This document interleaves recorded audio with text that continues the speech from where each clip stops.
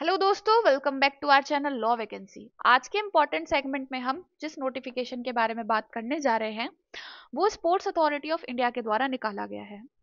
Sports authority of India ने young professional की post पर नंबर ऑफ वैकेंसीज निकाली हैं और अगर इसमें आप अप्लाई करते हैं तो ये आपके लिए अच्छी अपॉर्चुनिटी साबित होगी। ये जॉब टोटली कॉन्ट्रेक्चुअल बेसिस की जॉब है, परमानेंट बेसिस की जॉब नहीं है।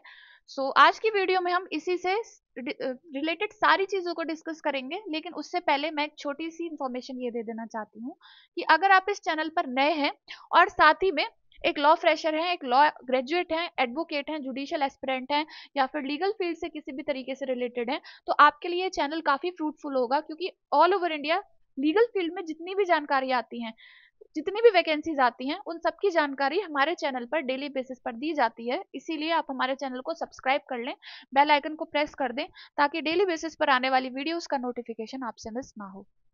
आइए देखते हैं कि इस नोटिफिकेशन में क्या दे रखा है। मैं आपको बता चुकी हूँ कि स्पोर्ट्स अथॉरिटी ऑफ इंडिया के द्वारा निकाली गई वैकेंसीज हैं। स्पोर्ट्स अथॉरिटी यानी कि SAI ने ये वैकेंसीज इस नोटिफिकेशन को 5 नवंबर 2024 को पब्लिश किया था और ये जो वैकेंसीज हैं ये यंग प्रोफेशनल की पोस्ट के लिए वैकेंसीज हैं, जो कि टोटली कॉन्ट्रेक्चुअल बेसिस पर है, परमानेंट बेसिस पर नहीं है।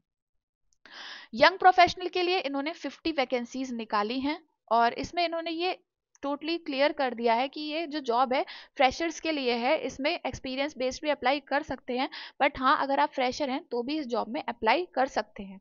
फिर ये certain terms and certain responsibilities हैं कि आपको क्या क्या रिस्पॉन्सिबिलिटीज़ इसमें फुलफिल करनी पड़ेंगी।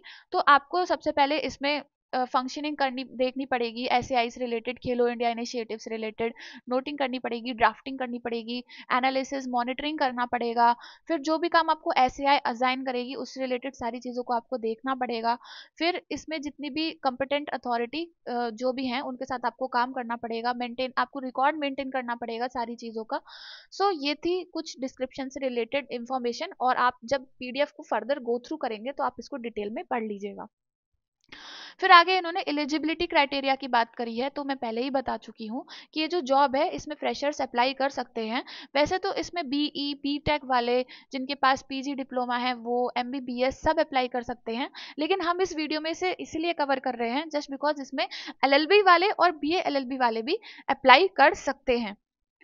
और इसमें आगे इन्होंने सबसे इंपॉर्टेंट इन्फॉर्मेशन ये दे रखी है कि अगर आपके पास एक्सपीरियंस है और जो आपका एक्सपीरियंस है वो आपकी डिग्री के बाद है तो तभी उसे काउंट किया जाएगा, लेकिन अगर आप PhD कर रहे हैं या LLM कर रहे हैं तो आपके उस एक्सपीरियंस को किसी भी तरीके से काउंट नहीं किया जाएगा।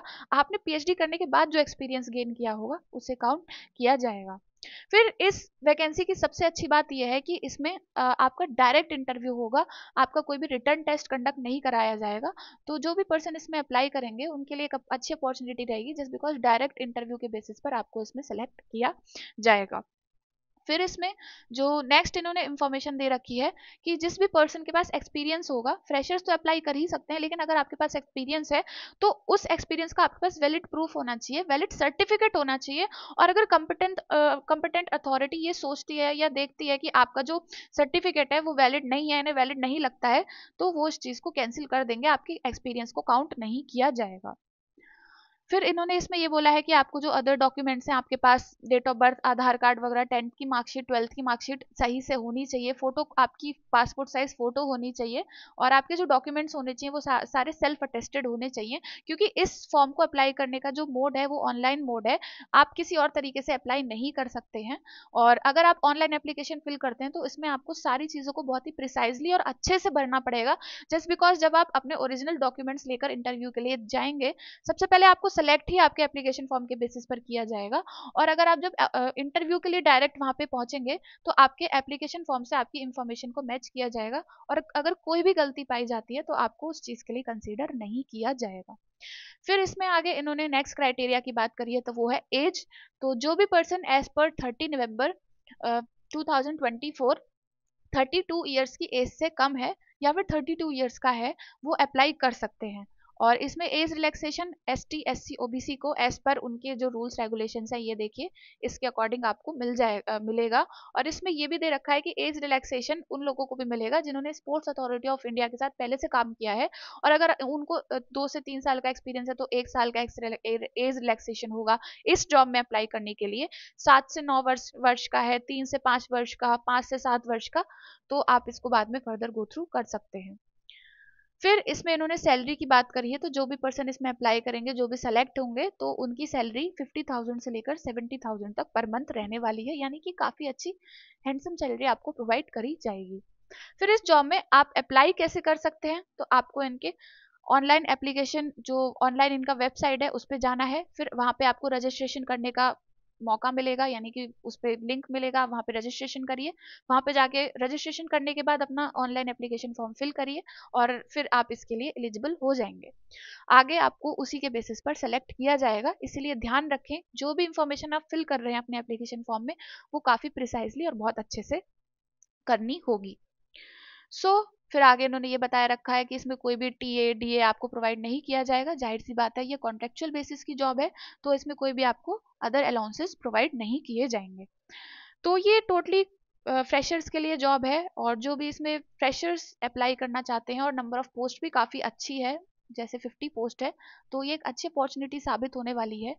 और यही कुछ इंफॉर्मेशन थी इस नोटिफिकेशन से रिलेटेड। एंड लास्ट इंफॉर्मेशन ये कि इस वैकेंसी को फिल करने की जो लास्ट डेट रहने वाली है वो 30 नवंबर 2024 रहने वाली है, और जो उसका टाइम रहेगा वो शाम 5 बजे तक रहेगा, और इसका जो स्टार्टिंग डेट है वो 8 नवंबर 2024 है।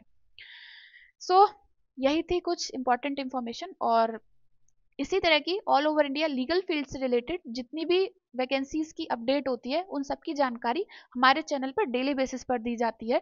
इसीलिए आप हमारे चैनल को सब्सक्राइब कर लें, बेल आइकन को प्रेस कर दें, ताकि डेली बेसिस पर आने वाली वीडियोस का नोटिफिकेशन आपसे मिस ना हो। मिलते हैं नेक्स्ट वीडियो में नेक्स्ट नोटिफिकेशन के साथ। Thank you for watching.